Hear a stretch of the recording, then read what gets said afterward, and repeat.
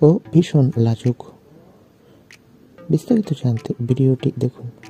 একসময় নিয়মিত প্রতীকের সাথে নিয়মিত রিলস শেয়ার করতে দেখা যেত প্রতীক ও সোনা সাহাকে, তবে আজকাল ক্যামেরা দেখলেই নাকি পিছু হাঁটে তারা। কেন? এ প্রসঙ্গেই অভিনেত্রী সোনা সাহা জানিয়েছে, আসলে প্রতীকের অনেক লজ্জা।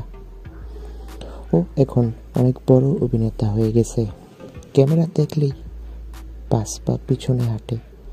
আগে যা বলতাম করত, এখন নাকি বন্ধুরা আওয়াজ দেয় তাই এসব করবে না। মাঝে মধ্যে নাকি ছেলে ডায়লগ দিয়ে দেয়।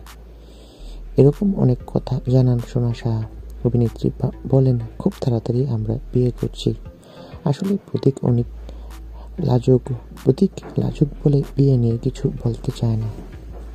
তো বন্ধুরা, প্রতীক ও সোনা সাহা খুব তাড়াতাড়ি বিয়ে করছে, এ বিষয়ে তোমাদের মন্তব্য কি? কমেন্ট করে জানাও।